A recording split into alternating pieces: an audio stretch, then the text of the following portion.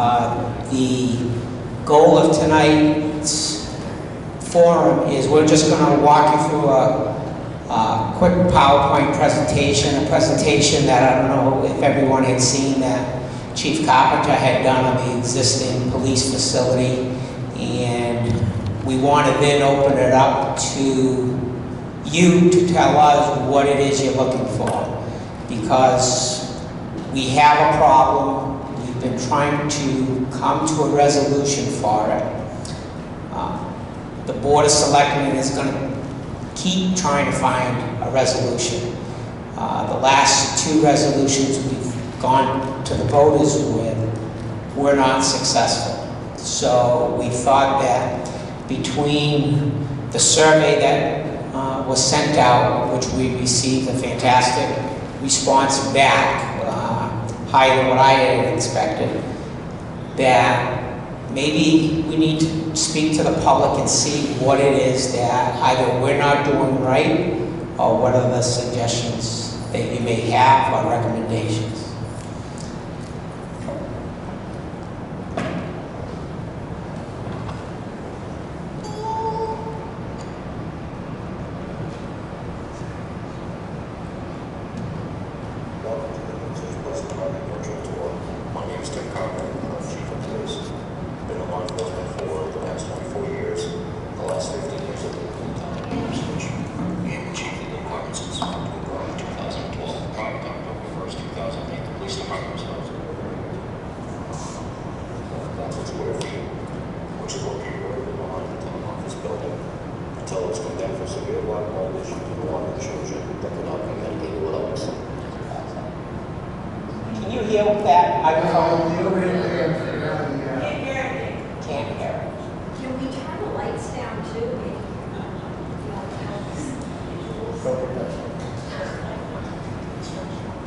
Which lights turn off the first set on the floor?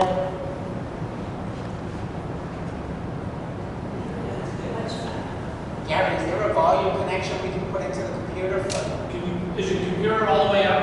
Yes. Volume is? Yes. We'll try it. I'll try to adjust it here a little bit. Okay. No guarantees.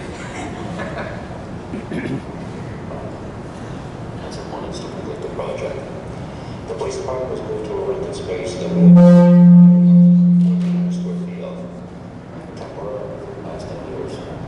The space that we're occupying is formerly known as Switch Family Medicine. We're currently walking in the front door, which is the only door for entry and egress, which means citizens and the rest of the individuals both enter and exit through the same door. Once we enter the door, we're standing in the lobby area. To the right is where you will be greeted by the department's administrative assistant, where she completes a multitude of tasks. And to the left, there is a small waiting area with tables and chairs. This is where citizens can speak with officers and file complaints. People are interviewed all within the public eye and earshot when other people come into the station. There have been multiple times officers bringing in a suspect in custody to the station and passing through while waiting to speak with an officer. As you can imagine, this creates an enormous safety issue for both the public and the officers. This area is also named for military meetings and trainings, because as you will see in a few minutes, there's no adequate space to hold these types of events. Let's enter the secure area and turn right down the hall. The office to the right is my office, the Chief of Police. My job function requires me to meet with federal, state, and local authorities on any number of important topics. Often these meetings are to be confidential, which is virtually impossible to do, as my office is not big enough to host these meetings. I also meet with citizens, community leaders who want to meet in private for a host of reasons. Now we'll go across the hall to the detective's office, which is a vacant position at this point in time, but we are currently using the office's storage for officers' personal protective equipment and other various items.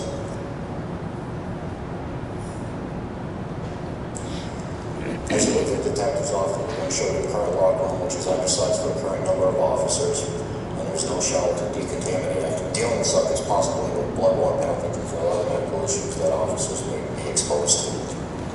Across the hall from the log room is the administrative office. Records and files are kept in this location, as well as a copier, fax machine, as well as other office products. We are only able to keep 4 years' worth of records in this location, and everything else is stored off-site because of a lack of space. A closet within the room contains our IT equipment to include a server and security camera equipment.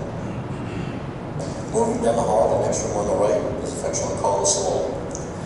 We named it the saloon because the day we moved in there was actually saloon-type doors in the entryway for privacy. This room contains a workstation, a kitchen, which is comprised of a small refrigerator, microwave, and a toaster oven. All the cabinets and counter spaces are utilized for paper products, office product storage as well. This space also allows for us to hold video conferences with the state of New Hampshire for motor vehicle hearings and other related events. This saves a trip to Concord for the individual officers and saves time and money to the town as well. The next room down the hall is a break room / sensitive interview room, which contains audio and video recording equipment, and it also serves as an evidence processing room. And up until a couple of months ago, also contained our intoxilizer machine. There's also a portable locker that contains firearms or large seized items of property that need to be cataloged and entered into a records management system. Then the items are moved from this location, undisclosed location, and secured. The next room is the booking and processing room. Just a quick look around, you will notice that there is no cell or secure lockup. The bench in the corner of the room is what is used to secure a subject, which is within arm's length of the officer sitting at the desk completing the booking process. It should be noted that 70-75% of all resistance occurs during the initial police officer and suspect interaction. The last 20 to 25% of resistance happens during transport and booking and processing. Just by briefly looking around this space, entirely inadequate as far as safety goes for the suspect and the officer. This is a large liability for the town and for the officer. You will also notice there's no restroom in this area. The restroom to be used is located between the booking room and the lieutenant's office. This restroom is a community restroom in that the arrested persons and the police officers utilize the same bathroom. Without going into any graphic detail, you can only imagine some of the unsightly and unsanitary things that occur that officers end up dealing with. The last room is the lieutenant's office. And yes, his office is bigger than the chief's office. The lieutenant is responsible for conducting some of the department's training, which requires access to a computer. And as recent as a couple of weeks ago, officers were huddled around his desk, viewing required training. And his own secure officer is able to conduct that training. The only area that is not part of the lecture tours are evidence room. Due to safety and security coupled with New Hampshire rules of evidence and other statutory requirements, I'm unable to show that area. The only thing that I can say about the area is that we must leave the building with the evidence and move to a secure location.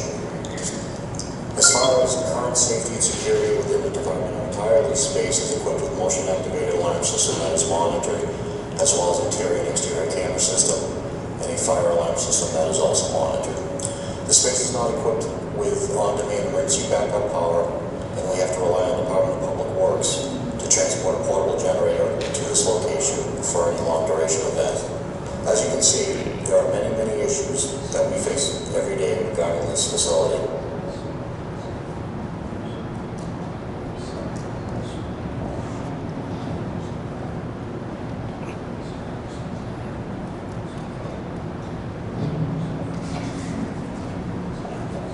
So as residents of the town and as the select board and with the police chief, we know we need to try and educate and answer questions out there. And what we hear quite often is, well, why do we need a new police facility?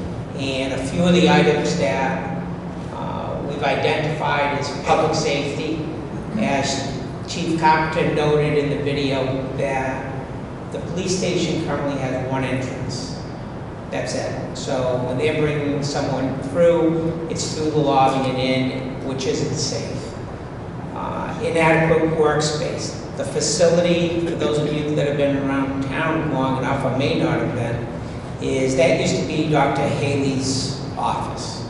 You see the officers working in exam rooms. You saw a lot of sinks in those photos, and that's why. We've never had any retrofit of that space. It was to be a temporary location for them when they were removed from Building 2. And I think this was year 10 that they've been there. The lack of secure areas. as you may have seen in the video, if you were astute enough, it took me a while to notice, but when they bring someone in, they need to have a place to secure them. The police facility does not. What they do have is a metal bench that's welded to a steel plate on the floor that they can secure someone to. But there's nothing preventing that person from getting up and just pulling the plate and the bench with it. Police officer safety. That, to me, is the most important thing. Is we have our police officers out there protecting us. We think it's our responsibility to help them, to make sure that they're protected.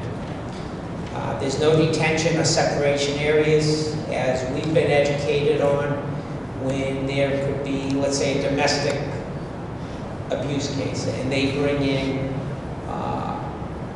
a husband, wife, and a child. They have to all be separate. They cannot keep them together. We have no provisions for that. As I mentioned earlier, this was just a temporary measure. And lastly is we are continually paying rent on a building that we don't own. That could be a good thing, that could be a bad thing, but I think we're better off to have a police facility. And that's what we want to hear from you, that is town-owned. People will say where we are now, we're could have been taking a piece of property off of the tax rolls. Well, in essence, our rent that we're paying is contributing to those property taxes. So I think for the town's benefit, it would probably be better to have a facility that would be town-owned rather than trying to rent and compromise the use of a facility that was not designed or maintained as a police station.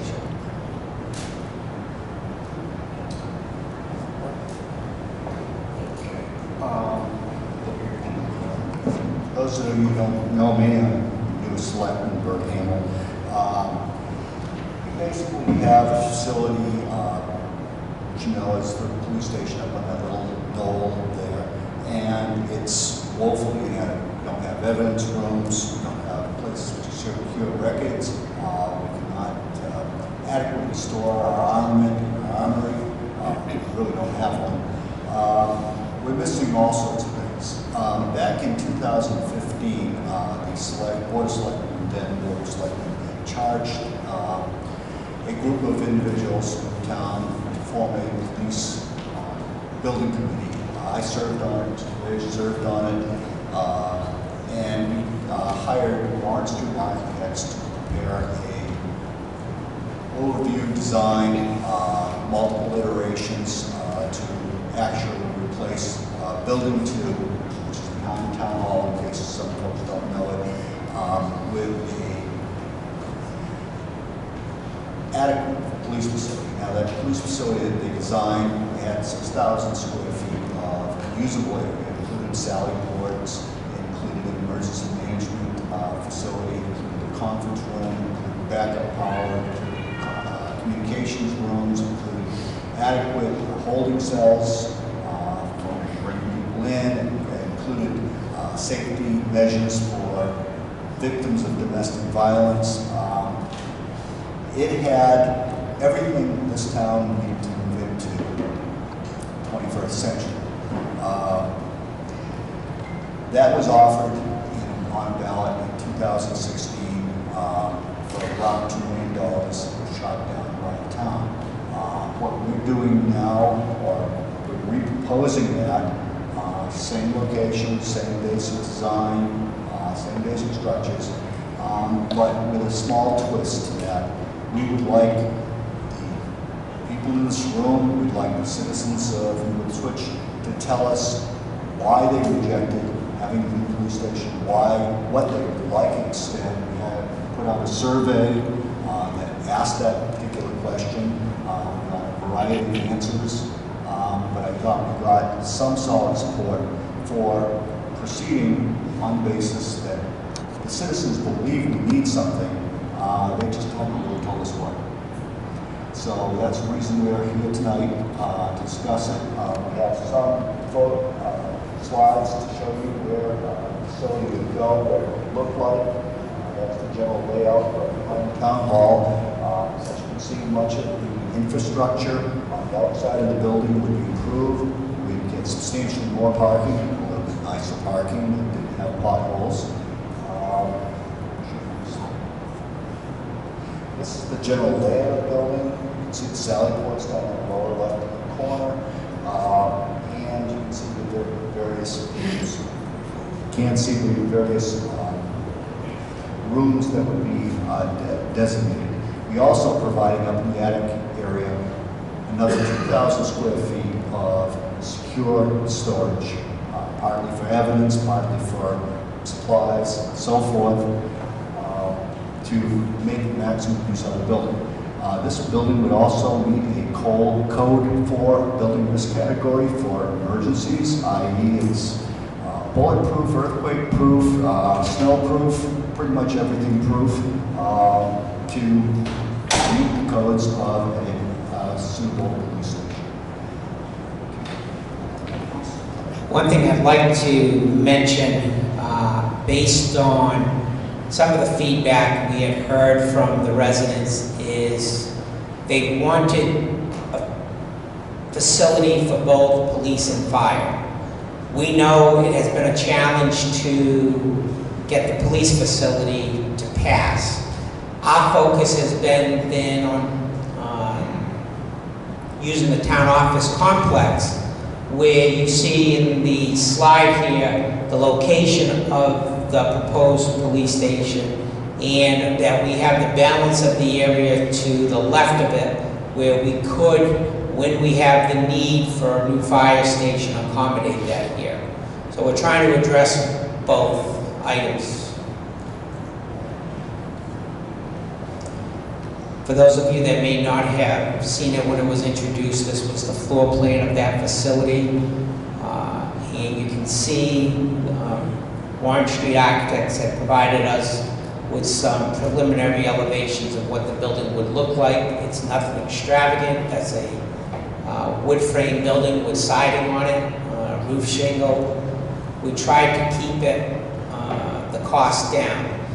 This cost on this project for this specific location, we do have costs that aren't directly related to the police station that we needed to account for.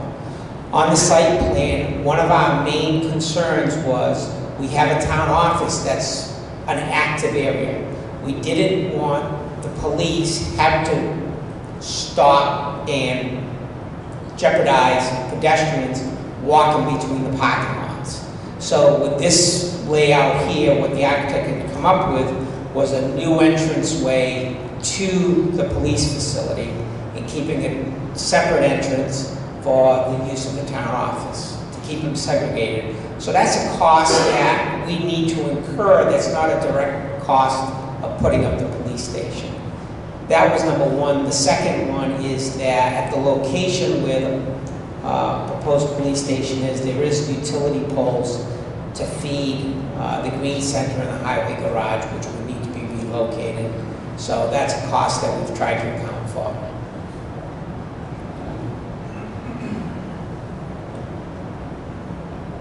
In 2016, we had proposed a budget of $1.98 million to construct this specific project. After review and looking at it, we think we're going to stick with that budget. That if the building needed to be downsized a tiny bit or whatever to make up for the increase in the economy, that's what we would do, or within some individual line items. But as you see here, this was the outline of the cost back then. We had the demolition of the building at $50,000, $10,000 for relocating the utility poles. The building construction was $1.3 million, which is approximately $200 a square foot. The site work at $400,000, and then furniture, fixtures, security equipment, IT, wiring at $70,000, architectural and engineering fees at $90,000, and then a contingency of $60,000, which is what brought it up to the 1.98. The slide you're looking at now is what we had proposed that was on the most recent ballot. So that was taking the building, purchasing that building, the Giamo building, and converting it to what we would need. The costs associated with that, you can see, construction and renovation was $755,000. The cost just to purchase the building was $395,000.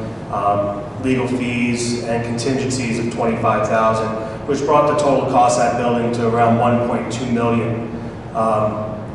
One of the pieces we kept hearing, as Selectman Lade said, was people didn't want to take something off the tax rolls, or if we were going to spend over $1 million, why don't we just build something new? New is always better and easier to deal with than renovations. But we want to just show you the comparison that we know that wasn't the perfect plan, but it was the most cost-efficient plan we could give at that time. Obviously, the select board had proposed the new plan a few years prior. That's the perfect plan. When that was voted down, we started to look at other options, and that's why we brought forth the $1.2 million option to purchase and renovate the Giamo building. I will let you speak on this since you came up with the figures. The question that always gets asked is, well, what's this going to cost me? Okay.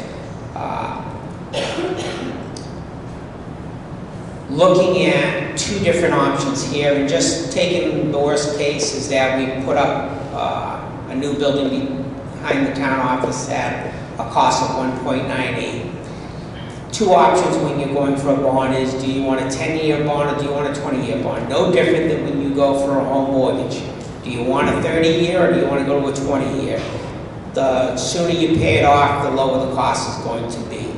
So looking here with a projected interest bond rate of 4.3%, our annual cost would be somewhere around $244,000, which would equate out to approximately 62 cents per $1,000 evaluation of your property. So if you have a $200,000 home, it's 200 times the 0.62, and that would be what we would anticipate to be the increase in the tax.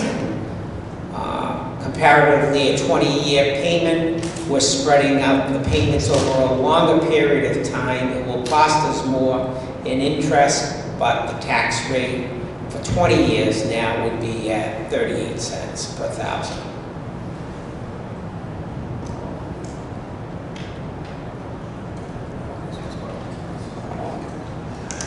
So when all this started to come out after the last time at the ballots, there was a lot of social media interaction, a lot of comments. So we figured, both speaking with the chief and the select board, thought that it'd be good to put out a questionnaire to the public. So we wanted to keep it fairly simple. We didn't want to have 28 different questions on there and not get any answers. So we asked basically 3 questions, which were, number 1, are you in favor of constructing a new police station behind the town office? With all the comments on social media, we added the second piece, which is, are you in favor of constructing a new safety complex for the police and fire departments behind the town office? And then the third section was comments. Instead of saying other or starting to list all these other different parts, it gave the opportunity for the townspeople to just put their comments in there, give their ideas, their suggestions. We sent out 1,107 ballots or questionnaires. We received 472 back, so a percentage of 42.64. This is much better than we thought. We normally only get about a 25 to 30% return at the polls, so a 42.64 was a nice surprise to get back. Of the 472 we got back, we had 137 that said they wanted the police station, 192 that said they wanted to see a safety complex, even if it was in stages. We had 3 that said just renovate building 2 as it stands. We had 8 that said purchase where we currently are in the Giamo building. We had 23 miscellaneous comments, and we had 75 that said they didn't want anything. That being said, the addressing the stay where you are or the don't do anything, the easiest way to explain this is the equivalent of having the check engine light come on in your car, and you can put a piece of black tape over it, you can ignore it, you can disconnect the wire. That doesn't mean the check engine light isn't on. Our check engine light is on. We have to do something. It's the responsibility of the select board to do what we feel is in the best interest of the town. We don't sit behind this table because it's fun. We sit behind it because we care, and we actually want what's best for the town. Asking you to pay more taxes is not something that's fun to say. But the plain simple fact is that building is for sale. It could sell to a new tenant or a new owner, and they could evict us. There is absolutely nothing in the lease that says they have to give us a certain period of time before they kick us out. There is nothing that says they can't raise the rent as soon as they go in there. So they could go in there, double our rent, triple our rent, however they felt they wanted to do it. So we were at a point where we just can't ignore it. So several people on their questionnaires said, we've already voted this down twice, just cut it out. We can't cut it out. That's the plain simple fact. We can't stop doing this. We have a responsibility to this town to provide a police force. We have a responsibility to our police force to give them a safe and effective work environment, and something that's safe not only for them, but for the people that go in for the services there. We recently, last year, had someone disperse drugs into the air in the police department. We were lucky it was only police officers there and that suspect. The town could have been under a huge liability if we had had any other person in there at that time. We brought up the fact of domestics. You know, you're asking someone to come in and write out a complaint or ask for something. You're asking for help. What if it's a domestic? What if it's a sexual abuse? And you're asking that person to walk into that building and file a complaint and ask for help. And at the same point they're asking for help, we could be dragging their assailant through that same front door. You know, I have 2 daughters. I wouldn't want either one of them to have to go through that. So we sit here today and we give you all the options that we can give right now. But we want your input. We had the meeting, you know, prior to 2016 and it got voted down. They held several meetings of information. Prior to this ballot, we held the bond hearing. So so people could ask questions, but maybe people didn't understand what a bond hearing was. I understand that. Then we brought it up again and we gave a slideshow at the deliberative session. But a lot of people don't like coming to deliberative session. We understand that. So we're here tonight with doing nothing else but discussing a police facility. So we ask you to ask us questions, give us your input. We also ask you, for those of you that are here tonight, share the information you hear tonight, but share the information you hear tonight. Rumors become gospel very quickly sometimes. So we ask, if you're going to share information, or if you have questions or anything, we're here. Send it to our email, we'll get you the answers. But we ask you to spread good information, help us spread good information, and let other people know that if they have questions and comments, please reach out to the select board, reach out to Chief Carpenter by his email as well, and let us know what your thoughts are. because we need to do something. We can't ignore it. It's not going to go away. So at this point, I think we'd like to open it up to the public to please give your questions and such, and obviously any questions that you may have that aren't towards the select board. Chief Carpenter is sitting over there, and he'd be more than happy to help us answer any questions we can't answer for you. And if we can't answer questions tonight, we will make sure that we get the correct answers, and we will get them out to the public. Thank you. And I just want to also say, it's not only questions. If you have different thoughts, a different avenue to go down that we haven't looked at, by all means, we are open. So please don't be shy. There's no question that will go unanswered or think of it as a silly question. That's what the whole purpose of this forum is for. We want to make sure the information that goes out there is accurate. I'm not a social media fan.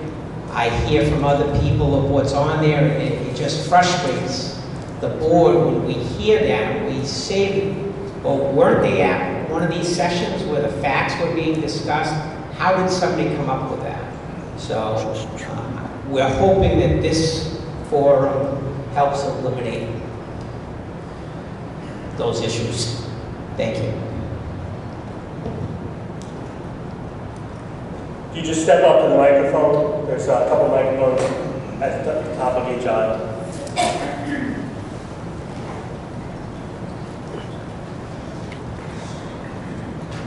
I'm not sure if I should address this to, but on that same ballot about the safety complex, there were plenty of details, both on the ballot and on the website, for the new police station.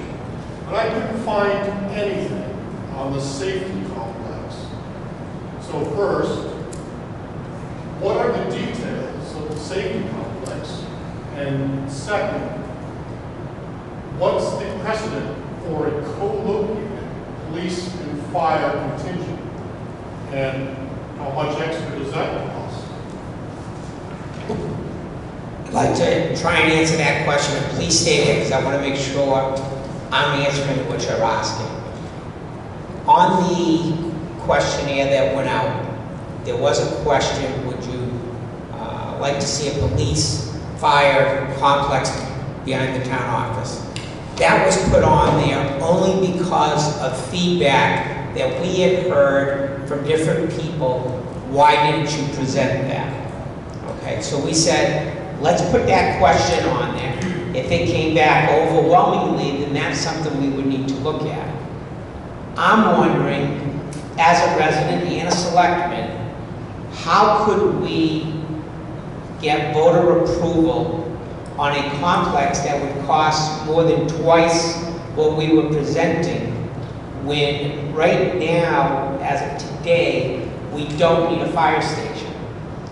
So that's why we looked at it to say, well, if we put the police station behind the town office, can we, in the future, still accommodate a fire station in conjunction with the police station? And that's what we were trying to show on that site plan, is that had been part of the discussions of the police facility committee. Can we make it work? And the answer was yes.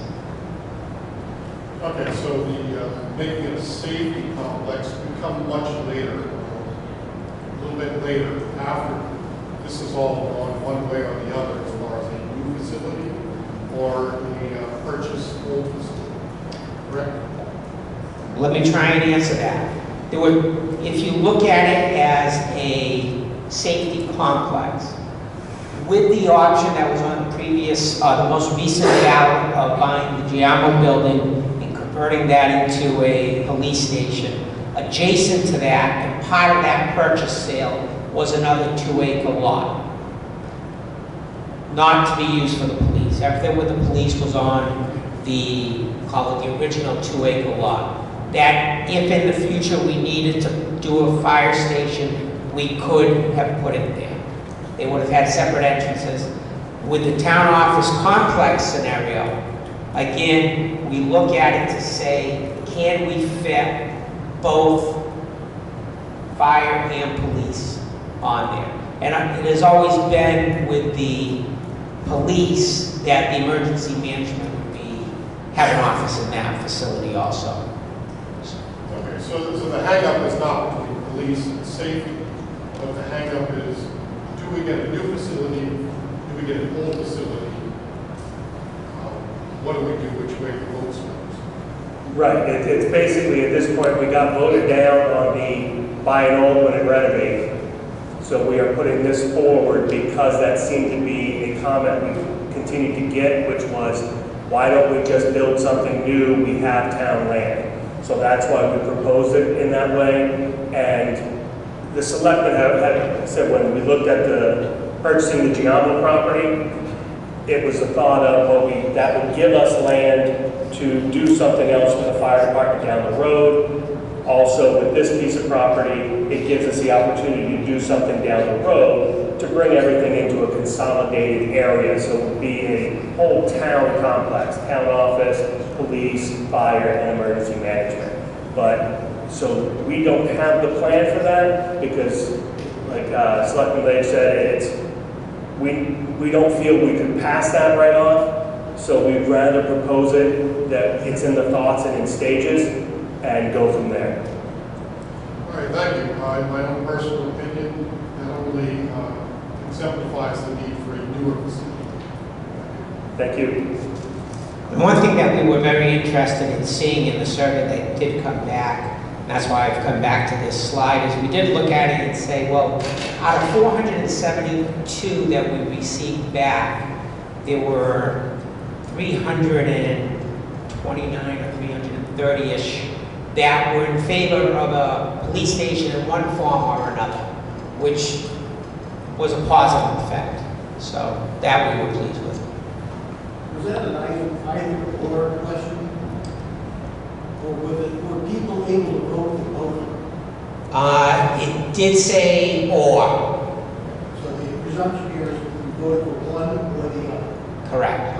But we did have several people in the comments state, and that's why I said, 192 was safety complex, even if it was in stages. Many people said, we need a police station now, but it'd be great to have them together as a safety complex down the road. So they checked the both, and then wrote a comment explaining what their preference was. If they check both, you got to be careful with your quoting of the statistic. It's a little skewed. That's all I was trying to figure out.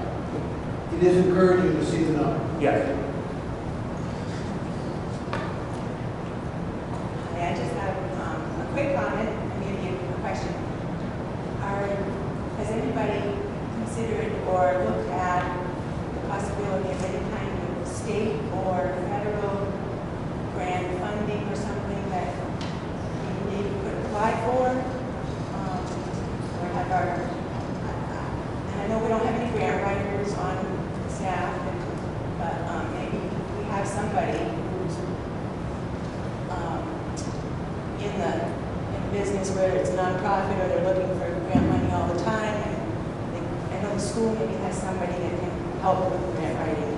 If there's anything available out there that would help defray the costs without imposing a lot of federal and state restrictions on us.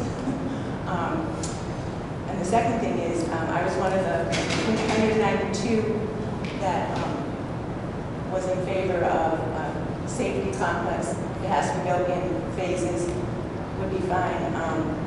Only because, as far as I understand, you can correct me if I'm wrong, but I think we have 10 acres on that. Where the town office is currently located, the property is 10 acres of land.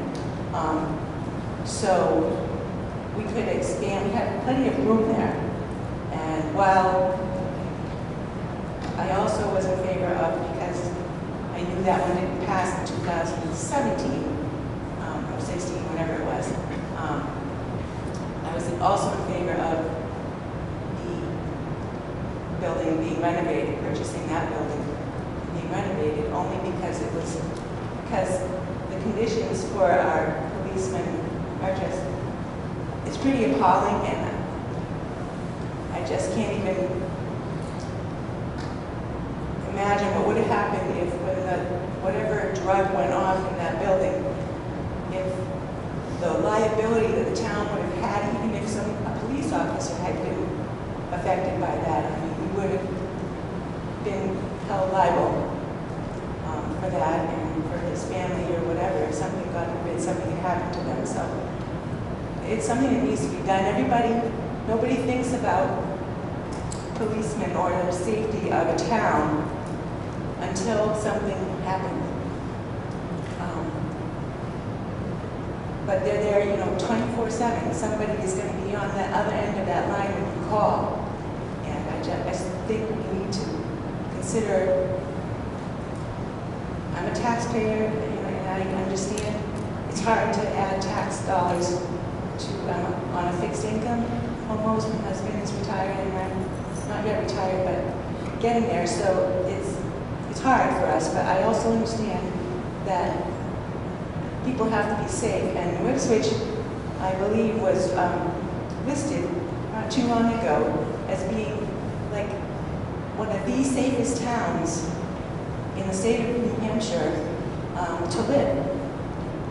And if we continue down that path, we're not going to maintain that status. So just giving you that thought. And I did serve on the budget committee last year for 1 year, so I learned a lot just in that short amount of time about dollars and cents and what goes where. And I've always been a very conservative person with the money. And trust me, we just need something in this town for the policemen. Thank you. I'd like to answer your question regarding grant funding. When we were doing the original proposal, we had looked into grants through the USDA. Hard to imagine, but they have funding for small town communities. Unfortunately, that's based on a median income level, which the town of New Ipswich had exceeded what was required. But by all means, I'm sure this select board will continually be looking at what options are out there.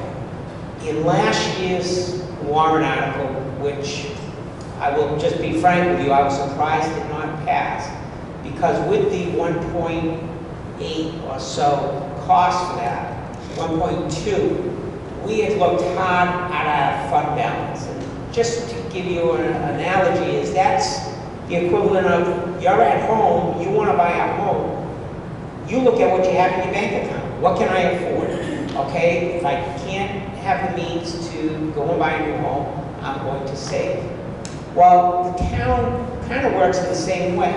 When you approve a budget every year, an annual budget, when there's money left over, that money goes aside. We, as a select board, there's only 3 ways that money can be spent. And that's either to adjust the tax rate, the town gets permission from the state DRA, Department of Revenue, as an emergency, or if the voters vote to spend it. And that's why we looked at it that we had approximately $1.1 or $1.2 million in our fund balance. And we said, well, let's be conservative. We need to leave money in there. We don't want to make the town go broke.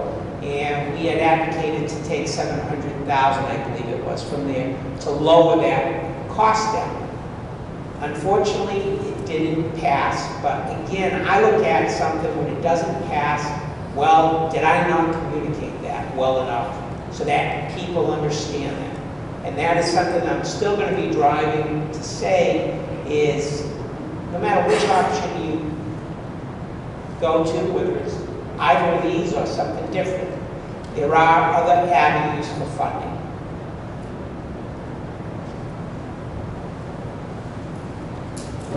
Just real quick to address the grant money. There is funding out there, Department of Homeland Security. I've been working with the director, who is also the liaison at the federal level. There is money for a police station. When you get into the safety complex and dealing with the fire aspect of it, that's where your USDA funding can come in. I am in contact with them as well to readdress that issue. So, just so you know, we need to have a clear, concise path forward to figure out which way we're going. Then we can address where we can get money from. The way you can look at it, worst case scenario, grant funding, it only gets better from there. Could you introduce yourself, since you stood up there and made a great point? I'm Tim Berlino, the state rep. So I've been working closely on this project with Harry, who is the Director of Homeland Security and liaison to the federal level. So I've been doing this on my own time as best I can. So again, for those of you who didn't hear, that was Tim Berlino. He is our state representative.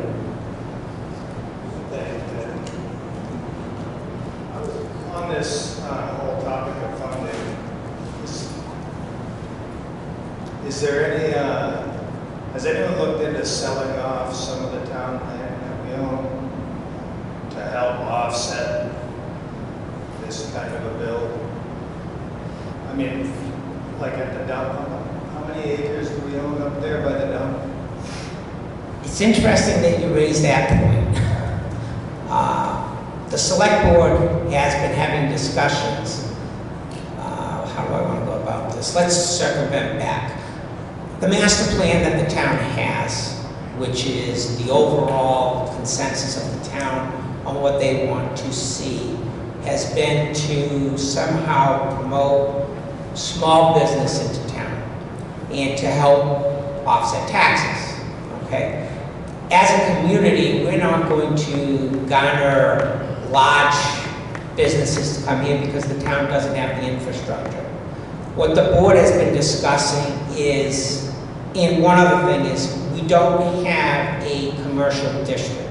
We have the guidelines for them in our zoning ordinances, but there is no defined commercial district. What we've been discussing is trying to develop the land up at the transfer station that has been now closed and cycled off of the dump. We have our transfer station area, we have the area where we get our gravels for the roads, the sand for our winter sand, and looking at the balance of that land and see if we couldn't promote that for small businesses, something similar to a mini industrial park, whether it's a series of buildings like the ABC, where it's the small business contractors, whatever it may be, trying to utilize that for the benefit of the town. But that is just in the preliminary discussions that the board's been having recently. But we also, we've discussed as well the Old Town Garage, whether that may be something we'd be looking at. But again, this is something, anytime like that we have to, if we want to sell property, that has to go on the ballot first for the town to vote for it, to allow us to list it. So, but yes, that has been in our thoughts, correct. So we've been looking at it, yes. Because yeah, there's a lot of space that we own that we can't do much with, but it may be useful for somebody else that's in the area. I think that would go a long ways because if we get too much of this land and buildings, it gets discouraging as a taxpayer. Yeah. What are we doing with all this stuff? But I did have one other question. Was there any, it seemed like there were some major issues going on right now. Are there any steps being taken to make that building fix the major issues? As far as transfer of ownership, I heard, I think it's a pretty sweet deal for a landlord. I don't think anyone would go in there and jack it up 3 times. These kinds of things, I'm worried about. If there's people in jeopardy, is anything being done about it now in the current building? We don't own the building, so we can't go in there and fit that up as a police station. Or if we did and it got sold, that would go away. And more importantly is, we don't have an approval or a fund place to draw that money from. That would again have to be a warrant article. Do we want to incur X amount of dollars to renovate the existing building which is not owned by the town? I'm just simplifying it, but that would have to be how that get approached. But that's a common way that a tenant would handle it. In the commercial realm, you do your own fit up. Especially when you're making money as a business. But when you're, as a town, wanting to go and put money into a building, that's straight off our bottom line, that's our taxes. Right, and the rent, there's gonna be building costs, operating costs associated with the new building. Right now, we're renting out building number 2, which helps offset the rent that we're paying. What would the net rent be that we're paying currently for the police station? After we take, I would consider it an offset. If we're getting somebody renting from us and we're renting from someone else, does anybody know that? It's not an offset, and this is something, don't quote me on, and we can't get back to you with the exact number, but I believe our monthly rent on the police station is $1,800 a month. And what we receive for income on the building 2, I'm not sure what that is. And of course, you know, well, to me, it's an association. To say that they're completely separate, that was going to be the police station. That's neither here nor there, I guess. The people that are renting that for storage, there were liability waivers that the town had to have them sign because of the condition, and they fully were aware of what they were, and that's why it's not a working Right. facility. Yeah, They're just storing things in there. Yeah, and I guess really my main point is we pay $1,800, we receive this much.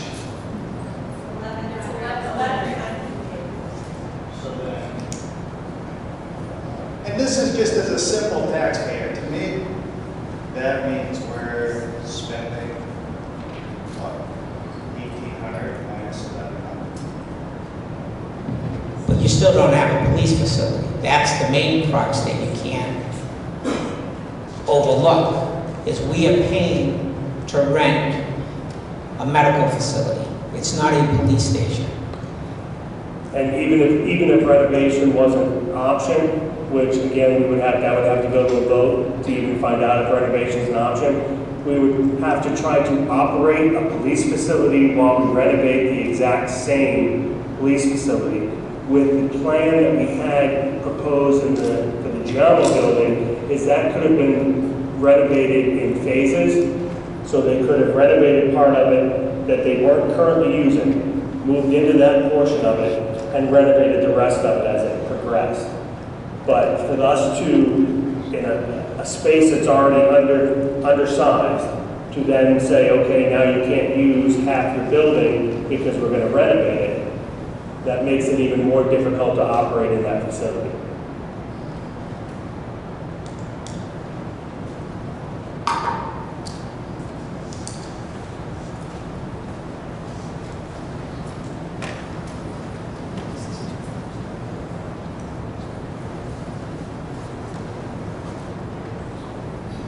As far as the police station is concerned, we've already had pretty much 2 proposals for a police station. They were both shot down. You would put in a survey for the second option of a public safety complex. Has there been any thought or any proposal to get some sort of a quote put together so the taxpayers can see what the cost difference would be for the police and fire station, public safety complex, and or the police station separately? We have not put together a cost of what that would be for both of them. Is that something you were thinking of doing in the near future, considering that the fire station is probably pretty close to, if not surpassed the 50-year-old mark, and you're going to have to at some point go back to the taxpayers and say, well, now we're going to need a new fire station.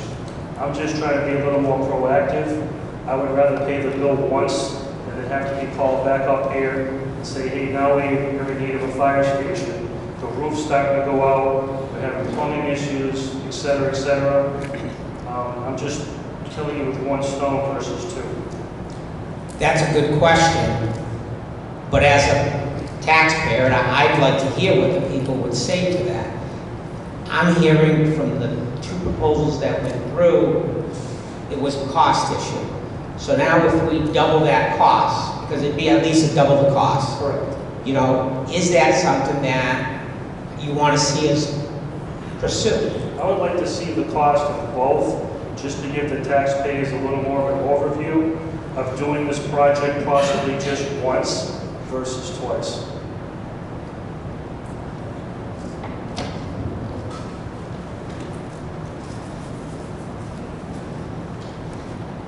So I guess, correct me if I'm wrong, I do have one concern. When the initial police department for the new facility was proposed, my understanding was it wasn't designed for the addition of a police station or any future renovations. Is that correct? Could you repeat that, please? When the initial police department, the new facility was designed, it wasn't designed with the intention to add on to it or have a new facility for the fire station in the future. Is that correct? That's incorrect. The police station was designed so that whether we want to make a connection to it with a fire station or whether they were two freestanding buildings adjacent to each other, that is a part of a design scenario of how that could be accommodated. But during that session of that police facility committee that was put together, that was one of the goals. We had to make sure that if we were proposing a new police station, excuse me, that we could still accommodate a fire station with it. Thank you.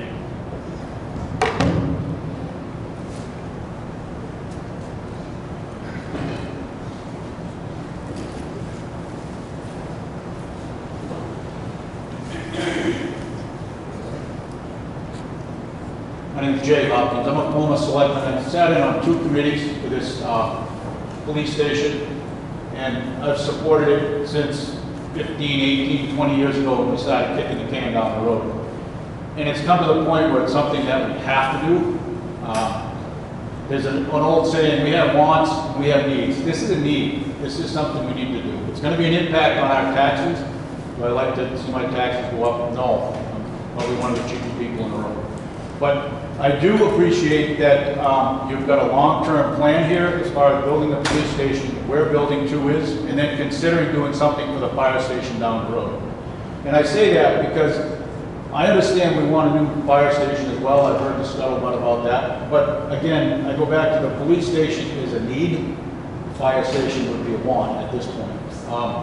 Long-term, if it's in the mix, that's great. But I think we've got to do something and do it soon. My 2 cents.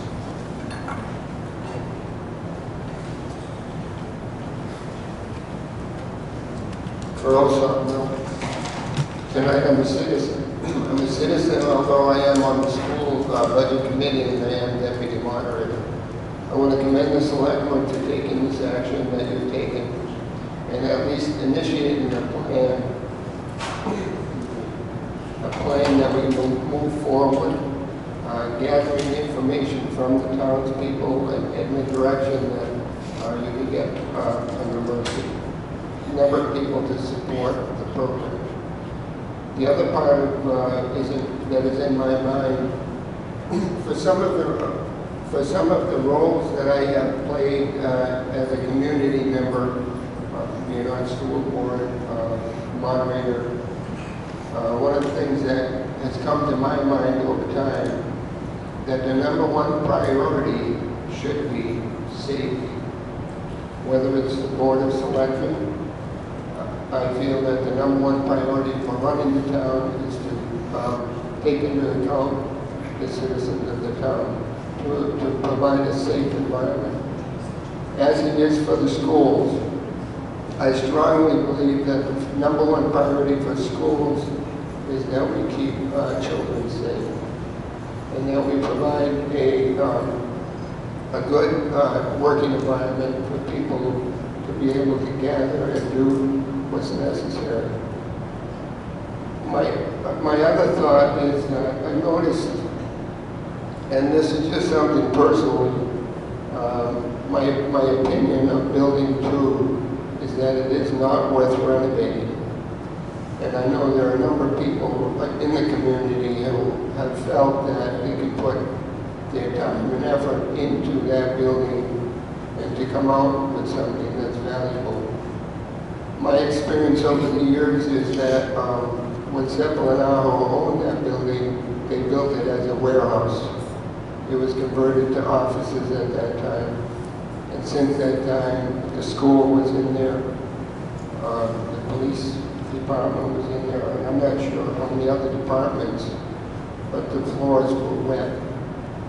I remember, I think the chief carpenter walking through was squish, squish, squish. In my vocation, one of my jobs was to test concrete floors actually throughout the country. And I've come to believe that unless there's a barrier between the water table and the building, that the water can come up and seep through. And it's very hard to rectify those problems. My personal opinion is that you demolish building 2.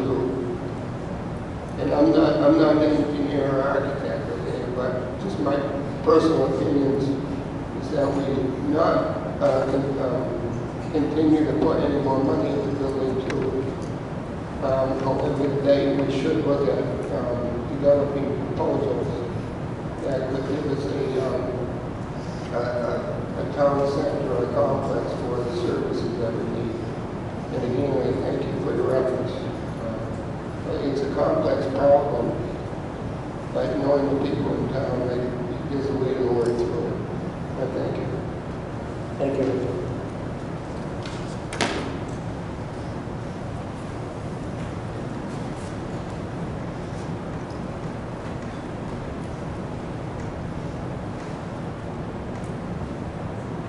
Thank you. My name is Bill May. I'm with my wife Jean on Page Hill.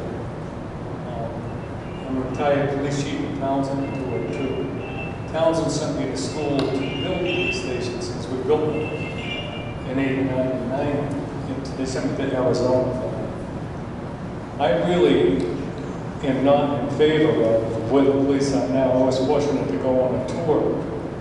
Some very bad situations there. I'm in favor, and I think if you look at those figures that were up there earlier, people wanted just a police facility, other people wanted a public safety complex. If you combine those numbers, that's 75% of that total. Police and fire have 2 separate disciplines, but they have one thing they do in common, and that's train. And they should have a common training area that they can use.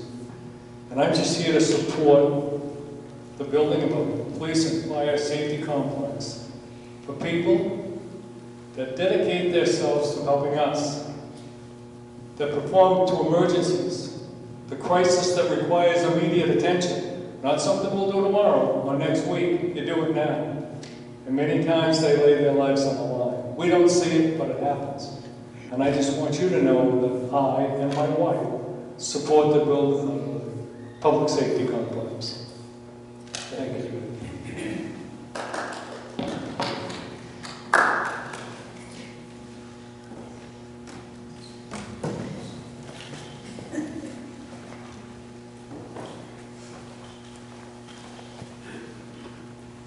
Just a quick question. Would it save the taxpayers money by doing both at the same time, or would it not? When you ask, will it save taxpayers money? Will it save taxpayers money if they were to build a fire station 20 years down the road? Based on where I've never seen costs go down, I would say yes. But for our immediate need, would they save any money? No, because you're going to be paying that cost now. Okay. Did we ever have both buildings on the ballot at one point? Was it Chief Chamberlain who proposed? No, the only 2 options for a police station have been the 2 that have been proposed in 16 and 18. Prior to that, at times there were to fund, to renovate Building 2. And I think that was probably 3 or 4 times because it was done in stages or mitigation. But I think the actual renovation into the police station was funded one time. Ron Stanley's sitting here, and he was part of that group. Ron, was that done in one step, the renovation of Building 2 for the police station? No, it was done in 2 or 3 steps. Okay. Thank you.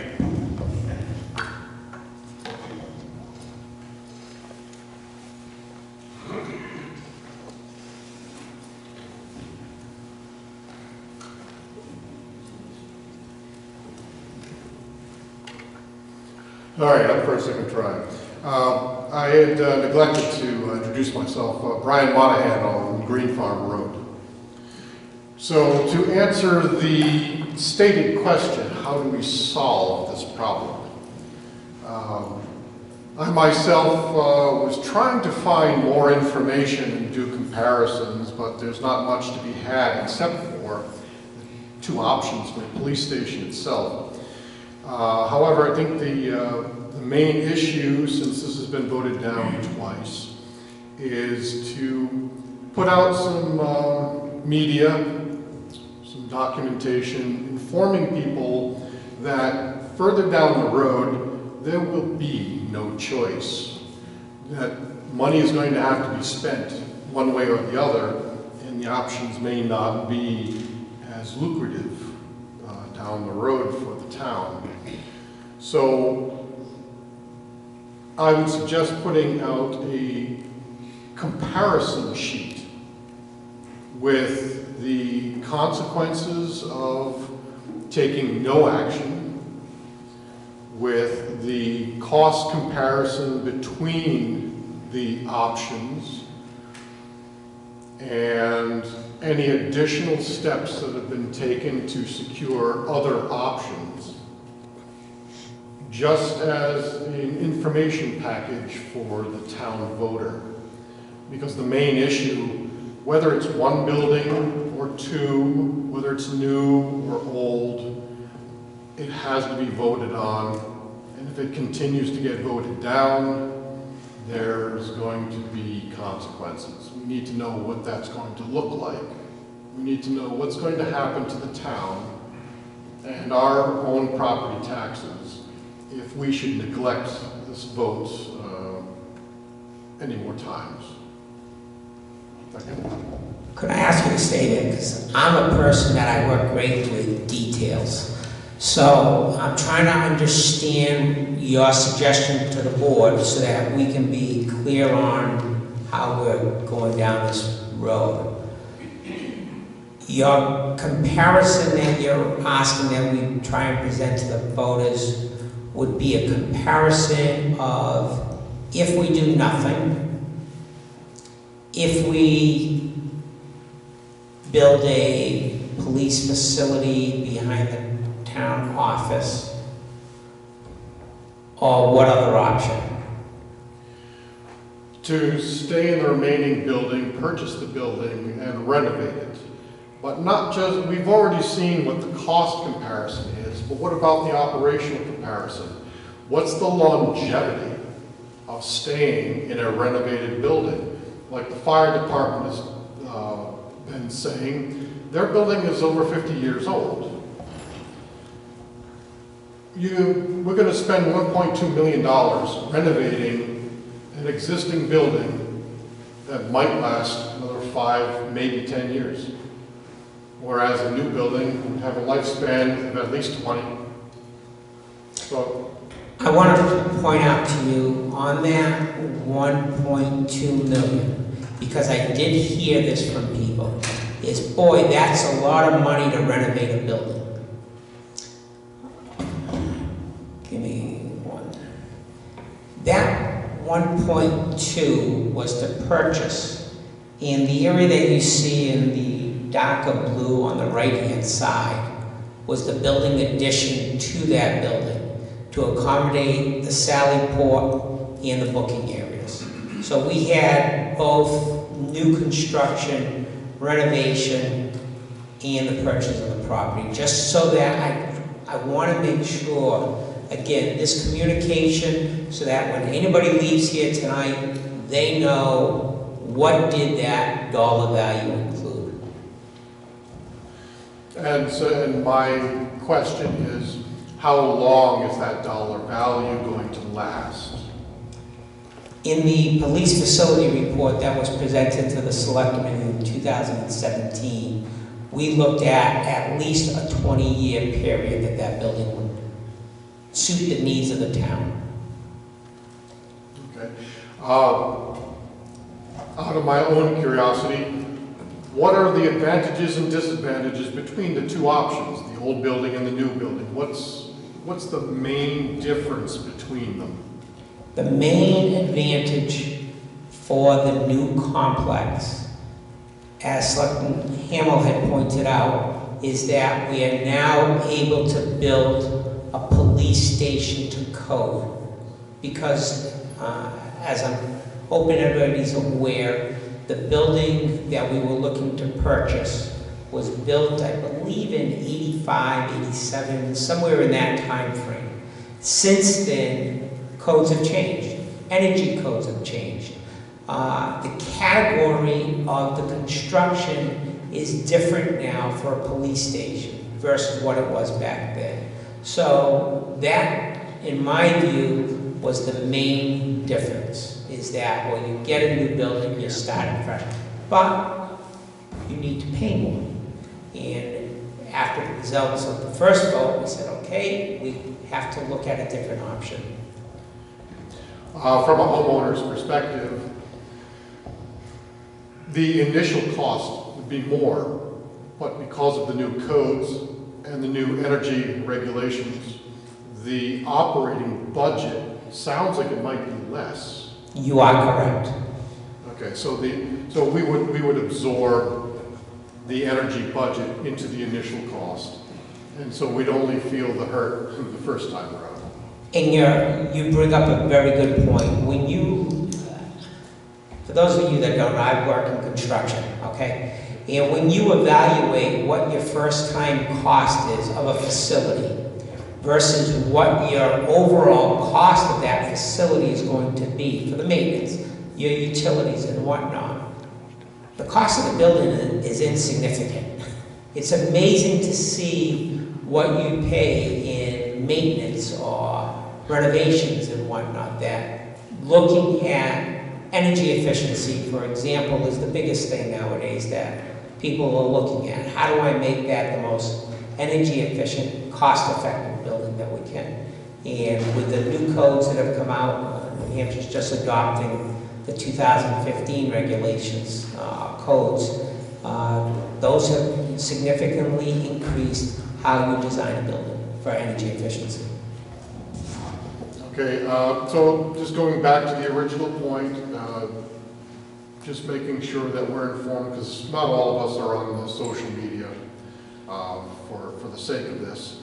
And looking at the numbers, the 327 that wanted a new facility in one aspect or another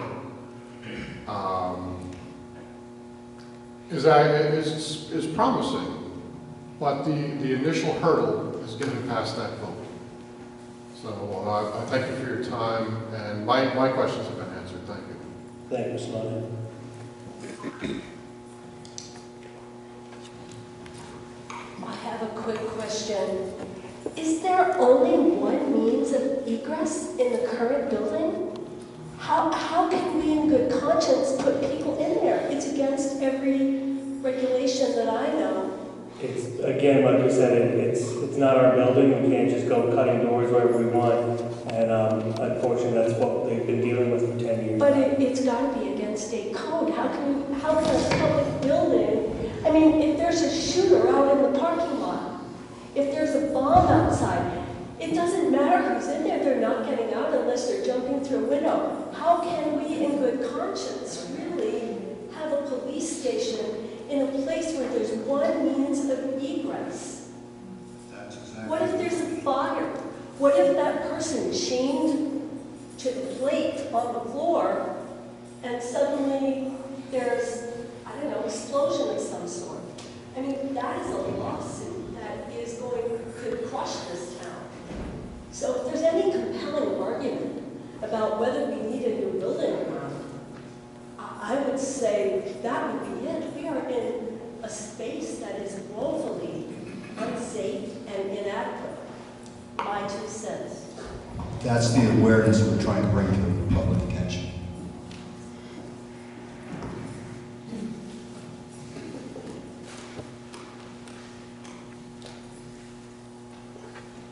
Can I ask, is there a contingency plan of what would happen if the building that the police are currently in was sold and we were given 60 days to get out? Unfortunately, no. I mean, we've actually, prior to doing the renovating the plan, we actually, the chief did look at all facilities available to us in town. They'd all be worse than this one. So using portable facilities or anything like that, would that be an option? It may be forced. We'd have to, but again, you'd be then taking, portable trailers and putting them on some piece of property and running electrical and whatever else we'd have to in order to make it usable. But again, that's worse than what we're sitting in now. So it's, like I said, we are at that point of like Mr. Hopkins said, it need versus want, and it's, trust it, it's on our minds quite regularly every time. The landlord is active to sell that piece of property. I think he's lowered it something like $10,000 a month or $1,000 a month or something. He is very motivated to unload that building prior to the end of this year. So my follow-up to that was, if you had had a contingency plan, was to ask, do the selectmen have the authority that they can deem the current situation we're in is unsafe and we need to move to whether it be portable facilities or whatever? Similar to what happened to our elementary schools 10 years ago or whatever it was, when they deemed Appleton was unsafe and the kids all had to move into portable classrooms. I'm going to suspect if that were the case, that would be the case that I referenced earlier about using the fund balance. We would have to go before the Department of Revenue to get their permission to use fund balance money to come up with provisions for the police department. So do we wait until there's an event happens in the police station? We heard about the recent event where drugs were released into the air. Fortunately, nobody was harmed. So do we have to wait until somebody's harmed to go and say we're in an emergency situation?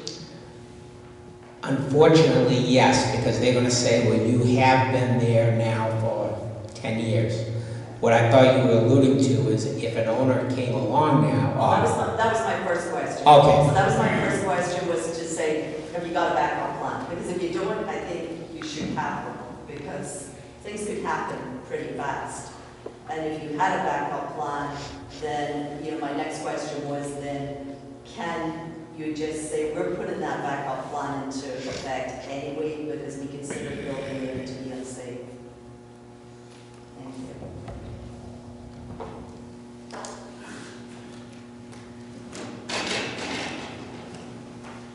So I just want to add one more thing for a suggestion possibly for communication, because it's obvious that we have a communication problem between the majority of the voters in this town and what's happening locally with the police department and the fire department. So my suggestion is that Mr. Moynihan had an excellent idea in terms of pros and cons and what we've talked about tonight, okay? But you have to communicate it out. So the best way to do that, speaking from someone we communicate a lot, work for the Girl Scouts, and so we're always communicating with our members and donors and whatnot. And we find that to reach the majority of the people in this town, I think, seem to be young to middle-aged people with families. So the school has to partner with us. If you get something on paper, when school's in session, send it home. Blanket them. Facebook, I think we have a Facebook page, right? A town Facebook page? Yep, town Facebook page. Churches We all know people that attend churches. So get your people out there, let's just do a mass communication thing.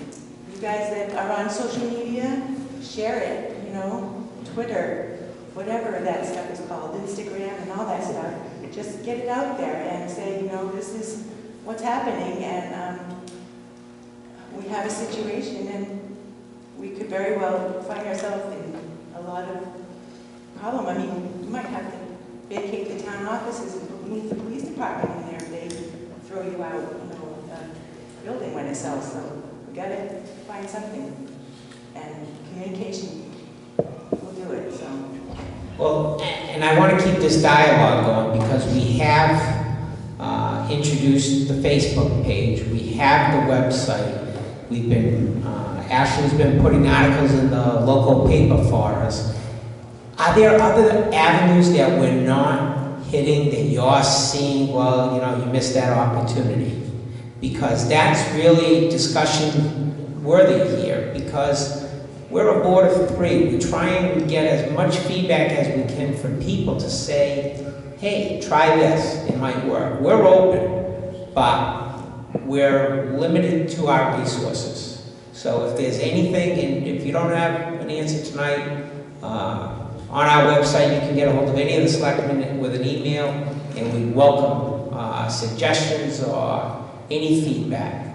Because that was something that was a little disheartening when we started to get these surveys back, and the amount of people commenting, I never heard about this, what's the information, I don't know, this is the first I've ever heard about this, or the misinformation that was on the cards, where people said, well, this is what's going on.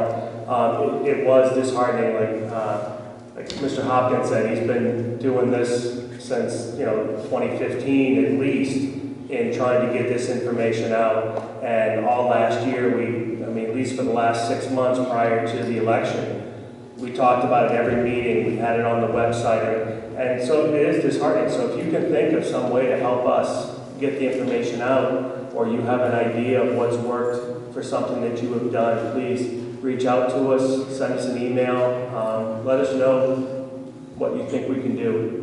Because obviously there are people we are not reaching. And Chief Carpenter did put on tours of the facility on Saturdays, thinking that would be the most convenient day for people to see it. Some people did attend. So we're trying anything and everything so that people are aware of what the conditions are and how we're trying to solve them.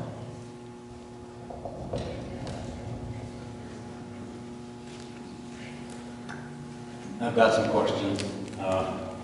I think you're on the right track with putting a new building where building 2 is. I don't think the design is right. What's the square footage need of the police station? On that one there, it was approximately 6,500 from memory. And that's a single-story building? A single-story building with attic storage up in the truss area. Now, let's just say, hypothetically, you added a fire station to that. I mean, why would you put a residential ranch-style building in a commercial building next to each other? Trust me, if we want to get into a design issue, it's just a matter of cost. What is ideal?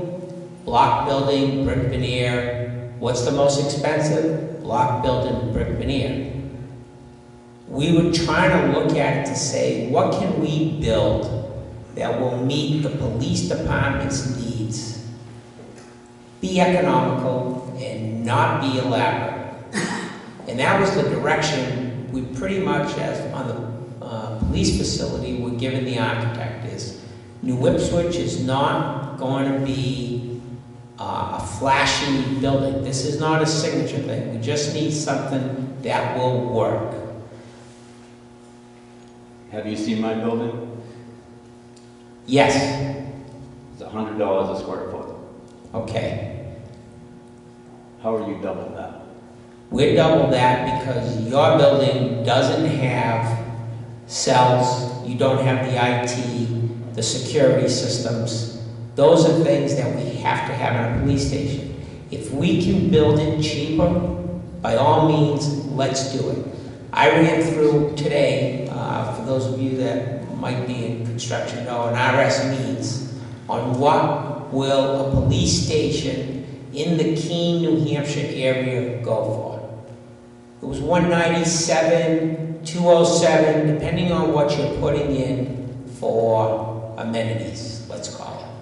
So I think at the 2017 budget of $200 a square foot, we were good. Now, knowing that we live in a construction community and every other household somehow is in construction, I've read where there are people that are communities that they get volunteers and they build it. Yes, we can do it for less. But are we going to be able to be assured of that? Because that's what I've heard, is that, well, having them there when you need them may not always be the case. But if you have suggestions on things, a way of making it more economical, we're all open for it. And the question I had when we saw your plan was, like I said, when we build new, it's got to meet the codes of a new police facility. So my question was, did the material used for that facility meet the code requirements for a new police facility? Also, ADA compliance on a 2-story facility, there has to be a lift involved. So again, those were all things, so it may have come in once we start adding that. I'm not saying you're going to get up to 200, but I think it'll be more than 100. That's just my opinion, and I'll be honest, I'm just speaking out of questions that I had when I saw your plans, not out of knowledge, so. But I think you're talking about the building that you built across the street from the ABC? Correct. Okay, okay. John's thinking of a different one that came before us, but one of the things, if you don't mind, I'm just going to quickly, I don't think it really matters which plan we look at, but if you look at the density here, we have areas where there's armory, there's evidence, all of these need special equipment in there. For example, just look at a locker room, okay? We have to make sure when there's a locker room built, it's both male and female. That you make accommodations for both. You can't just say, well, all our police officers are male. You can't do that. Security. I can assure you, you have no bullet-resistant glazing in your vestibule. That's correct. At least I hope you don't. But these are the Sally Port area may be equivalent to your back area. Okay? In this case here, we've got a little more security than you would, but looking, and if you even look at what other police stations costs are, as a contractor, I've personally managed 2 recently within 2017, granted they're in Massachusetts, but those police stations there are over $400 a square foot. That's Mass. You know why? Yes, I know exactly. We have prevailing wage laws down there. Their designs are, this is going to be something I'm going to put on the front of my portfolio. And that's why we tried to explain to the architect, which is a New Hampshire architect that had done this draft for us, that, hey, simple is best. It works. Yeah, I'm not real aware of the cost of the fit-up of the police station. I'm sure there is obviously cost to that, but I think that's where you're going wrong, in my opinion, is the design. I think most of the people here are in favor of doing something. Okay. It's just obviously not fitting up the building that you're in now, but let's go on the property that we own already and make a building that will work with the intent to expand it, you know, when the time comes. I think that's, I don't know that for a fact, but I'm just guessing.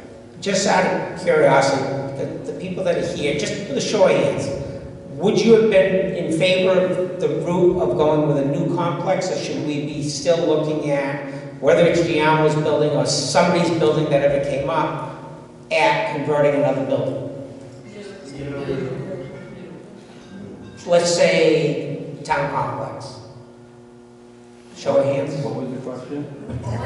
Town complex. In other words, we want to make sure that as a board, and that's the whole reason for this forum, one of the reasons is, are we going down the right road?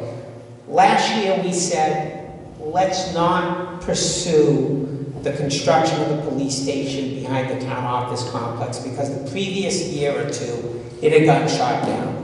So we said, what else can we do? We looked at the Giamo when we presented that. That got shot down. So now my mind was, which way should we be going? So Mr. Kirk has suggested staying with the town complex. We've had the discussion. I'm, just for my own knowledge, would like to know, what would the consensus of this audience be? That we continue looking at a new complex behind the town office? Or should we look at whether Giamo building never sells, or another building that becomes available, renovate and build at a lower cost? Raise your hand for new. Those for new? And those for renovations? Now ask the second question for location. Do you want it behind the town office? We don't know. We don't know. And that's why we looked at it to say, well, we own that land. And the reason being is, and I apologize to Mr. Crook, I got him confused with someone who had given us something else, is someone proposed it, which was a little odd, because they said, don't take something off the tax rolls, but then they showed us buying another piece of property and building something else. So I apologize for getting that confused. So that was the piece, is, you know, do you tear it down and get something else somewhere else, or is it on some other piece of town property? You know, we also look at building 2, it's fairly centrally located in town. It's around the most congested population of town. So that's another reason why we look at building 2. If I was on the Greenville line, I wouldn't want it at the town down. Right. See, I live up on Harbor Pond, so by the town dump works great for me. So. And the important factor, we had done a matrix when the police committee was trying to look at different options. And that matrix had a couple of different things that opened my eyes. It's like, well, are we on a road that is state maintained? They seem to always have the budget to keep that going. Do you have more than one means of egress in and out of the site? Could you make that work versus being at the end of a road?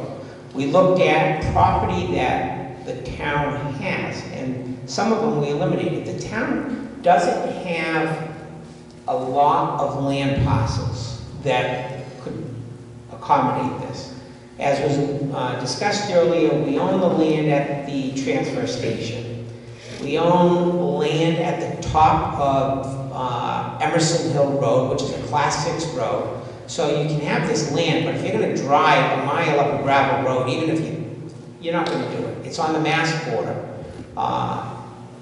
Other than the old highway garage across the street from the fire station, most of the other property, other than the town complex, are little, 1/8 of an acre here, 1/4 of an acre there, but no parcel where we could accommodate both police and fire. And the other properties we looked at that may have been on the market, we said, well, we're going to be buying land. Why do we want to buy more land if we could make the town complex work? And that's kind of what drove that. Would it it have to be right where building 2 is, or is there more land behind that where you could move it back further? Let me show you what the challenges are. This site plan is not everything, but that property line is right behind the highway garage, which you'll see dashed there. And then there is a section that goes up to the left. It goes up, and that's where there were outbuildings at one time. And right now, what the town is doing is there's a section back there that we are preparing to eventually take the winter sand and salt out of where the old highway garage is and putting it here where the highway department is. That way they're grabbing materials right from the source, going out and doing their job, and when that is ready, we will be putting forth a warrant article to probably sell the property where the old highway garage is.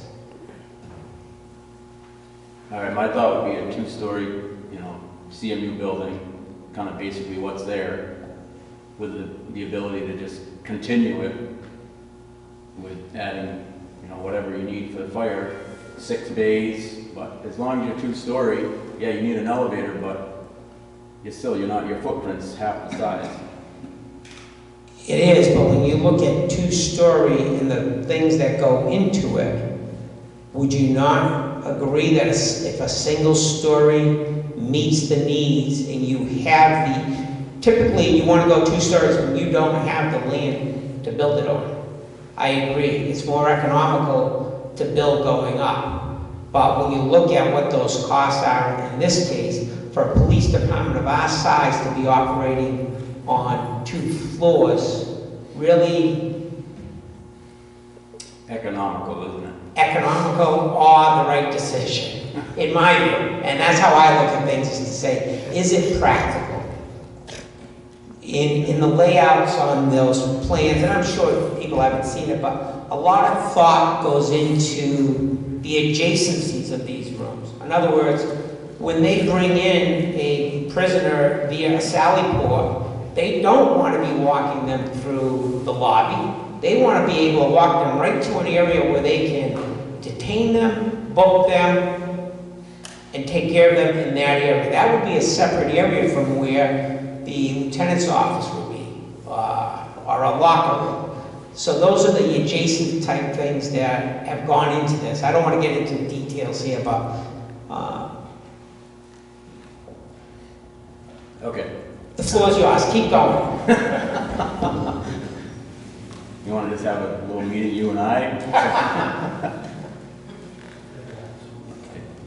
I mean, you're not going to fit a fire truck in a single-story building, obviously.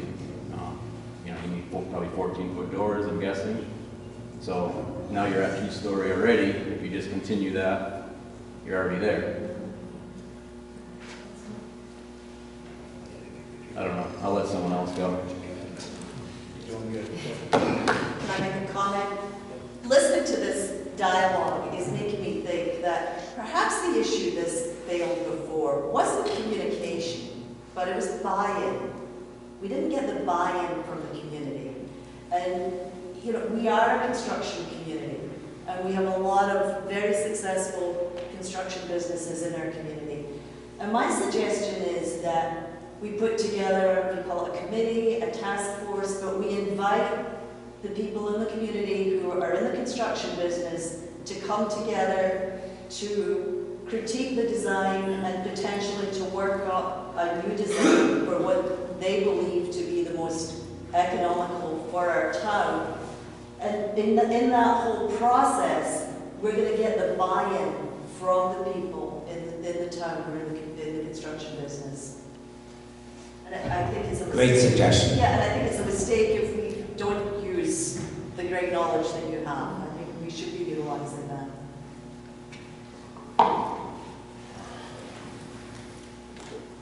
Hello again. All right, to play off of that note, looking around, there's maybe 50 people at this meeting. And in order to get enough interested parties to think more seriously on this issue, I think it would be worth the effort to overemphasize or over-advertise a transcript or list of minutes from this assembly. The people here are definitely interested one way or the other, but this is such a tiny representation of the town that the people we really need to reach aren't here to hear all of this. I don't really have experience myself in how to go about grabbing people's attention on the different medias that we have available. But like the town website, you have to drill down a couple of times to get the meeting minutes from any of the town halls. Maybe this one, because of its import, we can kind of bring to the forefront just a little bit. Kind of front page news sort of fashion.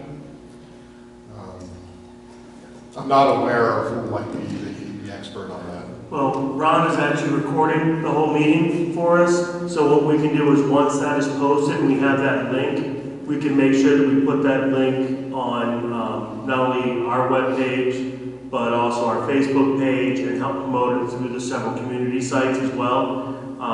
And hopefully that will get more people to take a look and watch as much as they can. And even if they don't watch it all at once, if they can watch some of it, I agree. That's again why we had this meeting, to only be a discussion on the police or safety complex facility. But once Ron has it up on the site, then we can definitely share the link out as many times. And if you see it, tell people about it. Share it on your own pages. And because the more people the more times you even if you just click like, if it's on the Facebook page and you should click like, that means all your friends now have access to look at that. So that helps. All right, thank you very much for that, because I have only the town website, and I think that trying to get this to pass a third time, we really got to do something different about our intensity. Thank you. Thank you again.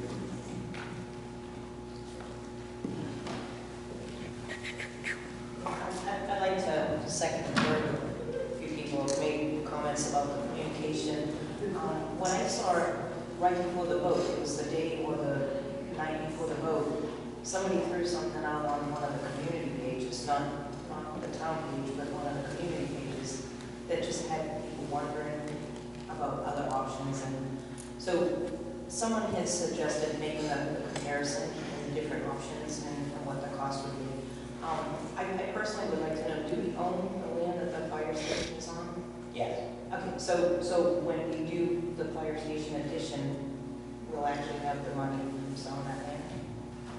Or- Yes. So that would offset the cost of building it. I'd like to see it, I personally like to see a safety complex, even if we do it in stages. But if we do it in stages, I like to see it kind of plug and play, because I guess Chief Carpenter and Chief Lund debrief a lot after fires, and just maybe go into houses, see a dangerous situation. So I'd like to see it more plug and play, so that we can share training rooms and conference rooms, and also use it for community training, things like that, whether it's fire safety or just cleaning or something like that. And that's it. I just thought I'd share. And I am kind of sad that there's only 50 people here. At the beginning, there was even less. And I have put it out on social media to remind people, but I'm sad that we don't have. That is the biggest struggle that we have, and that's why we always ask, is there another way of doing it? Is, as you point out, typically, whether it's a deliberative session, whether it's a forum like this, it's typically the people that are engaged that attend. As I alluded to earlier, I was just flabbergasted at the pleasantly surprised with the amount that came back in the survey. And I thought, well, geez, if we could just get half of them to come so that we could answer their questions, that would be terrific. I know my issue, I just happened to be on vacation this week, so I was able to attend, but if I'm driving, I work in Massachusetts, so if I'm driving back up here, I don't always make it to the meetings, so I really think of that. Yes. I promise. Thank you. Thank you for coming.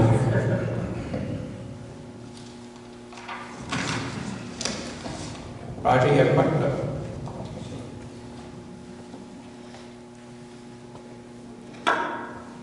Is it the location that's spooking people?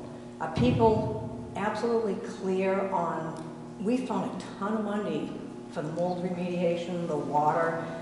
Do people absolutely know what building it's going to be? Are we going to raise the building, start from the ground up? They may just be saying, they just may be tuning out, saying, we have put so much money in that location, here we go again, and they're not listening. Do they really need to know, as this fellow here pointed out, that we've worked on this, remediating this and that, and the mold and the walls and the floors. Are we doing this all over again, and let people know what we're doing? Hopefully we're starting from the ground up. The current, and that is the current plan that we proposed is that that building's demolished and removed. People need to know that, because I was unclear on that myself, and you think, oh no, here goes the money pit again. And yeah, we spent I think about somewhere between $248,000 and $250,000 on that building that it's still unusable. Right, and people may just be not listening to they're just hearing, oh yeah, it's behind the town office, it's that place.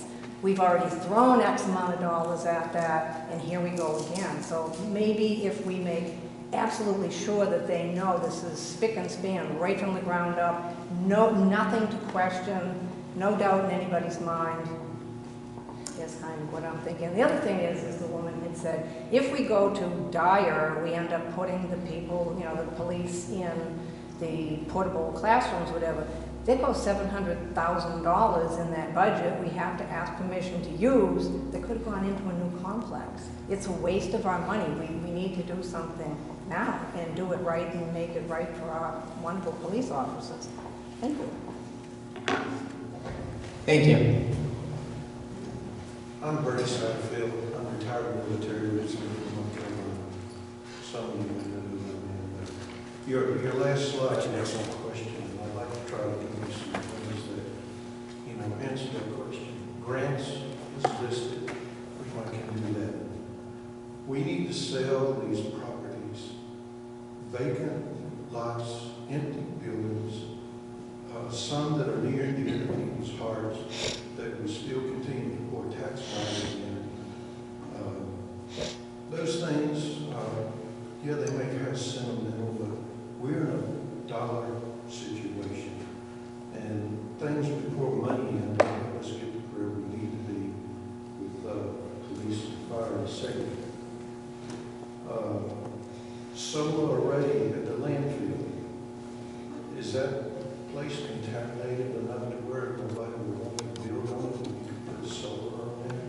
I think that would generate a revenue for us. These things we've already on this council maybe bring the voters to the table when they see that the impact on the residents and homeowners may not, may make them vote yes on the town warrant. Just food for thought. I think we can go to those places and, make it look appealing to the residents. Only because you just mentioned taxes, there is one thing I am going to say. I've been trying not to bring it up, but I think everybody here is aware, if you look at your tax bill, look at what you are paying for the town portion of the tax bill.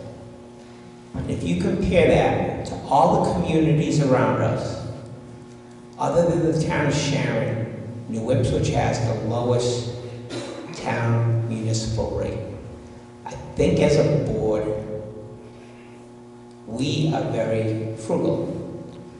And when I look at ways of saying, well, how else can we save money? We implement it. We try different things. I'm glad you brought up that solar array at the transfer station, because the board has discussed that. Matter of fact, Selectman Visa had looked into one of the, I'll call it an advertisement that came before the board to see, you know, is that a practical area? But as our discussion then went to trying to develop a way of bringing in tax revenue, we kind of put that aside. But if there's ways, and please always feel free to reach out to us, that there's a way of making money to help offset the taxes, we are open to that. But I want everybody, I'm hoping everybody is aware at how conservative this board has been in previous boards, the town in general, on trying to make our dollars go as far as they can.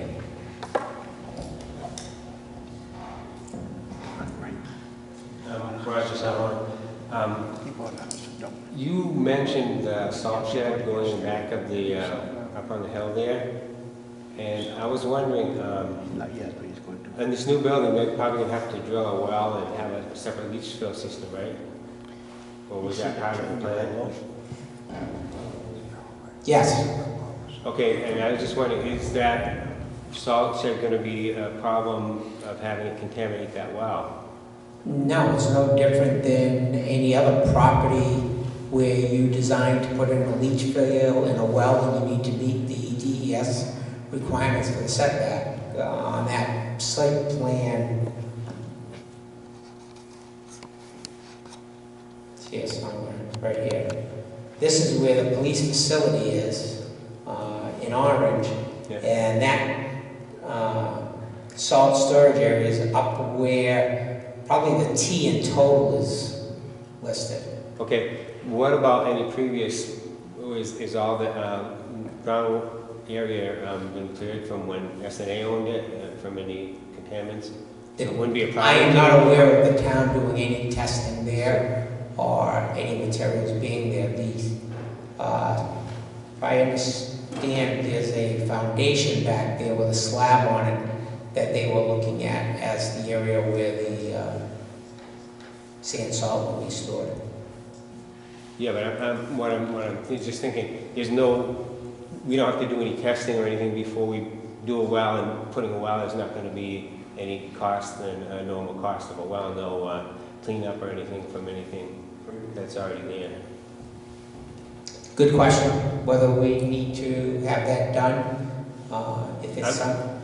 I'm just wondering if something's going to come up later. Do you know something that we don't know? I guess is my question. Well, I'm just bringing it up as a question, more or less, that you're aware of it, and I don't know that it's going to be an issue, but you know, sometimes things come up later, and you said, I wish I would have known about that before. Okay. All I can, the only thing I can touch on is that, it's on the site of Building 2. There was septic and well and such there already for all the office buildings that were there prior. We had no complaints for water contamination, except that the water was contaminating the building itself, but that there was no water contamination in the well that was there. So at what time was that? When the police department and the SAU office and everything was there, we had no complaints at that time that there was any contamination in the water that was coming into the building. But if they built a new building, will they use the same well that they did then? No, I'm just saying, but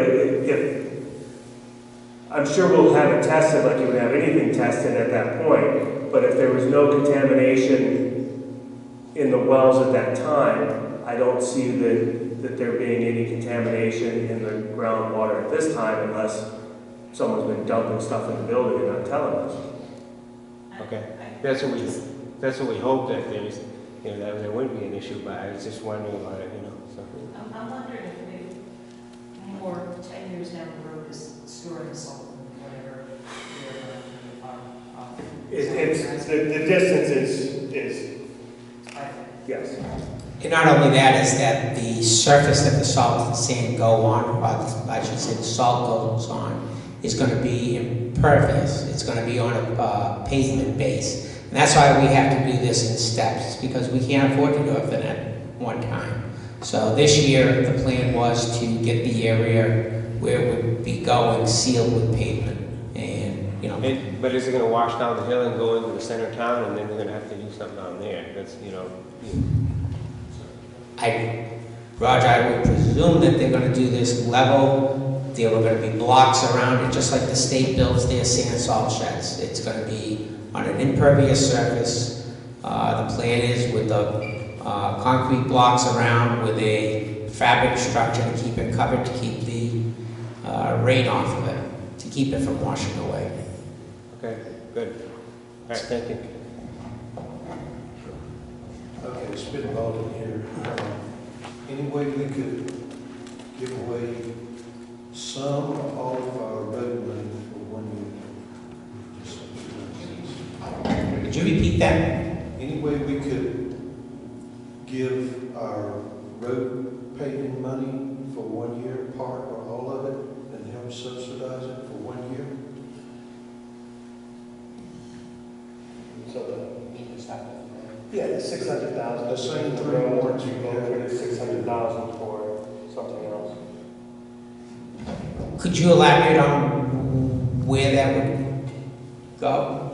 Just what he said, the 3 warrants that are on the ballot every year. There's only 2. Yeah. There's only 2. And that, I will grant you, is confusing. And I'm going to just quickly explain to you is that there are 2 warrant articles for reconstruction of the roads. They total $600,000. And that was because in year 1, okay, the other one is not a road building article, it's to accept funds from the state. It's the highway block grant. Well, then the 2. Can we do that? Well, what it would have to do is we would have to write the warrant article to use funds, raise whether we broke it up into 2, or you would have to write a warrant article to raise still $600,000. But then it would have to be written as a non-lapsing, so that then if people said they don't want to build the building, now we've got $600,000 sitting there earmarked for a building that got voted down. So we understand what you're saying, but at the same point, we have a lot of people waiting for their roads to be fixed. But I'm wondering, what would you do with the $600,000? You can't build a building with it. That's what we ought to figure out. So, for example, last year, are you looking, maybe that's the line you're going, is to raise and appropriate money to start banking it until we had the money saved to pay for it? Okay, let me try it this way. What puts those 2 warrant articles for paving on the ballot every year? Because most other things are from departments or from petitions. So what puts it? The road department puts The Board of Selectmen. So leave them off? Okay, so now I left them off. Let's play it through so that I can understand where you're going. We leave them off, and then what am I doing? So what you're saying, I believe what you're saying is instead of spending $600,000 1 year on roads, is to take $600,000 and, like Mr. Lake said, you have to start a capital reserve account and put $600,000 into a capital reserve account in anticipation of building. So then, you could have $600,000 for that, and then you'd have, see if they would approve to use unreserved fund balance, and then the actual bond would be much less. So that is an option, yes. Yeah, I'm just looking at a bucket No, of money. I hear you. And you the guys we elected to figure it out. Thank you.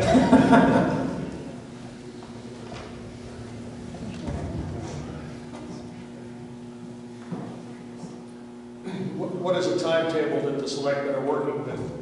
Are they going to run this through the next budget cycle, or would they be open to having a special meeting sometime this fall after a lot of work's been done on it? I think our initial plan was to have it on the ballot this March unless we were forced, unless our hand was forced. Okay. That's a good question. You know, maybe it helps focus people's attention if there's only one thing to vote on. Right. And they're not voting on millions of dollars of other things that day.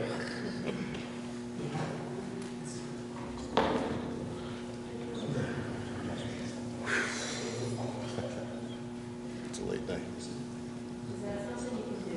You can have a special election or whatever? 50 citizens can request a special meeting.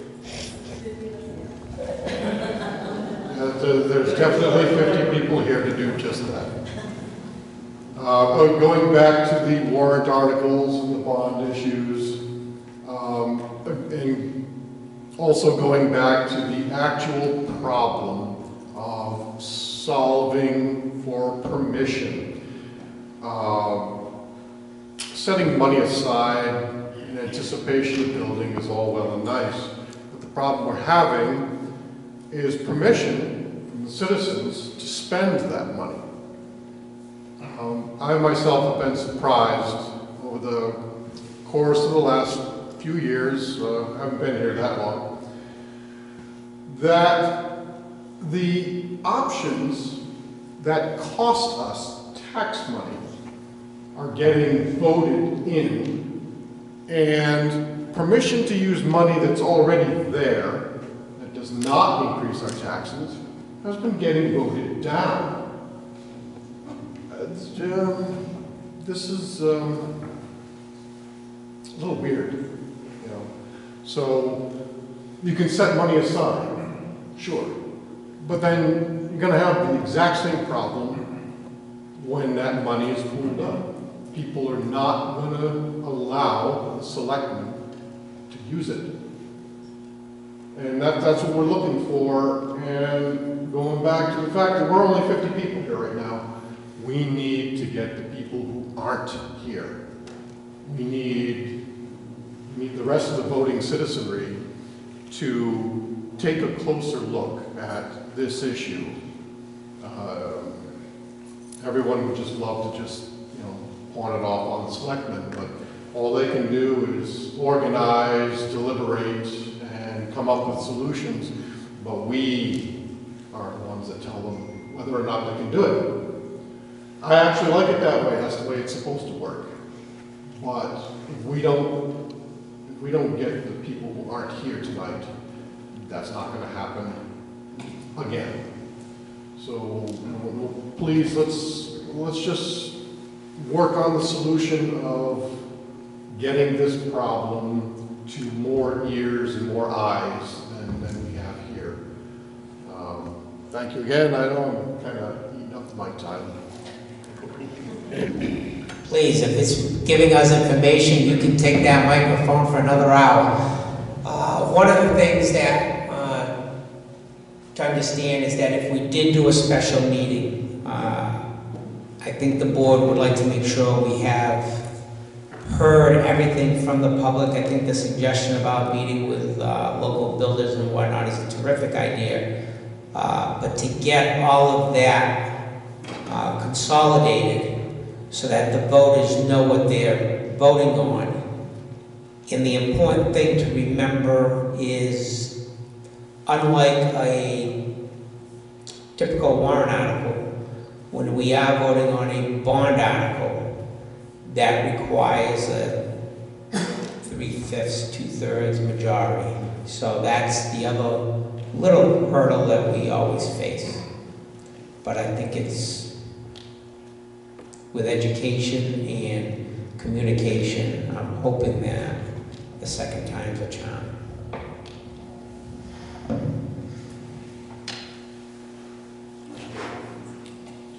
Real quick, if, for instance, you wait until March and it fails in March, do you have a secondary plan?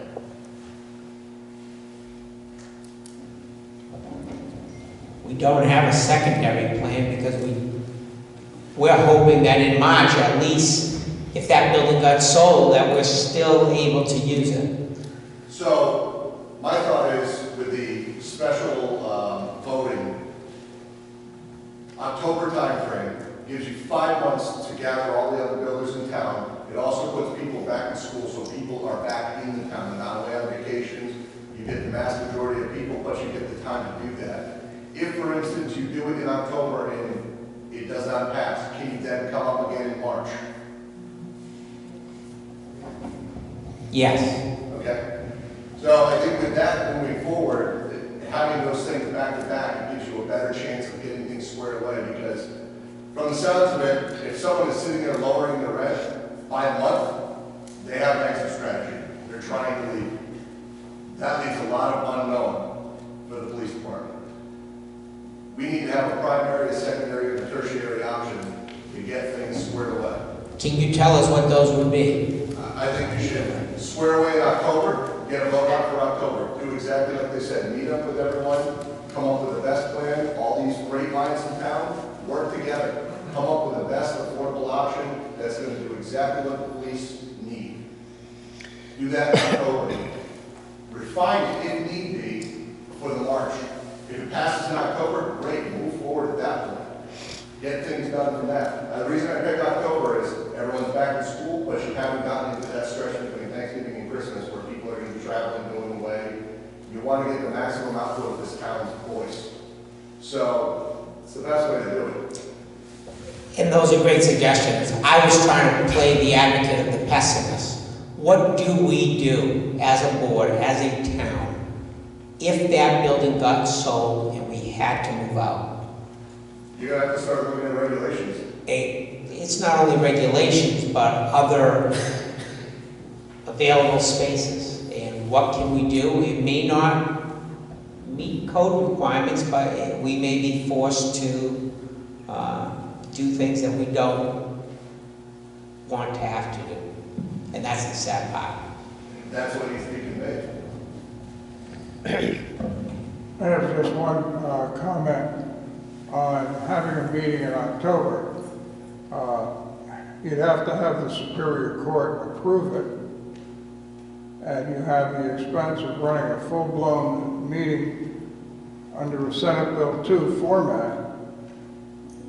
You can have a meeting to discuss it, but you really can't have a meeting with a single item on it to vote without actually going through the whole drill. And you would need a court decision. I have a lot of experience in that field. I work in it. So, Jim, if the property got sold, would that not be a reason that the court would say, yes, have a meeting?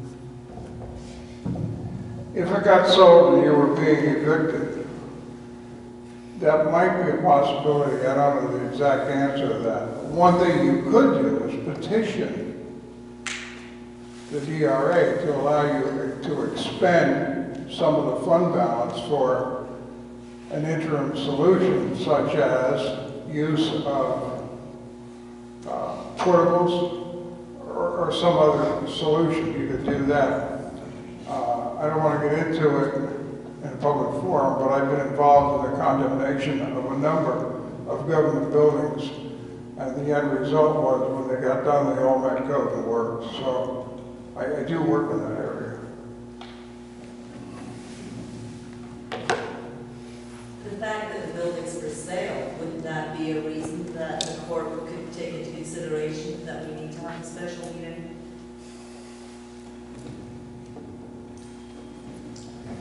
Good question. It's something that we're written down that we're going to look into. Could I answer that partially? At least with my opinion. The court might, but it really wasn't unforeseen. We've had this thing before us twice already. So that it has to be, if something's totally unforeseen, you have a disaster. You have a big storm that takes out your roads and things like that. Then it's easy to expend some of your fund balance, which is why you have to have some fund balance. But it's pretty tough to get a special town meeting, and then you have to run it under this SB2 format. So you have to have, you know, the deliberative section and everything going in front of it. If you got a bond issue, that gets complicated. And You have to have bond hearings, you have to have special timing. So it's not something that would happen that we could call in 30 days and have it over with. It would be rather time consuming. It's better if we build a good solution up front than look at pulling a special town meeting together. Oh, I got one last question for the board. While I think of it. You showed 62 cents and 38 cents. Don't put it up there, but you showed that for two different scenarios. The bond that you were planning on issuing, or the note, were you going to do it like a home mortgage with fixed payments every year? Or were you going to do like most governments, and let's say you have a 10-year note, you pay 1/10 of the payment of the principal every year over 10 years, and then you pay the interest each year, which is declining, and therefore you have a declining bond payment every year. So when you get about 5 or 6 years into it, it's measurably down. We didn't get into the nitty-gritty of how it's done. We wanted to say, okay, this is where we're going to be an approximate rate, just running it through a loan. Yeah. But over a 10 or 20 year period, it does get a lot, the interest part of the bond gets a lot lower, and therefore the tax burden gets less. Well, that is what we presented on the 2018 ballot with the renovation, was it was starting at 25 cents, and at the 10th year we were down to 19 cents, and I didn't think that at this forum we'd get down into that range. So I understand that. They do. That's why I didn't get up at the time, Yeah. but I guess what I meant. Good point, though.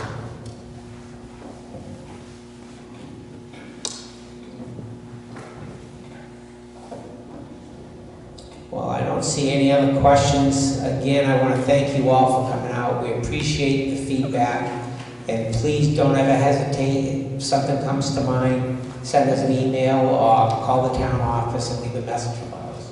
But we really do appreciate you coming out. Thank you. Thank you so much.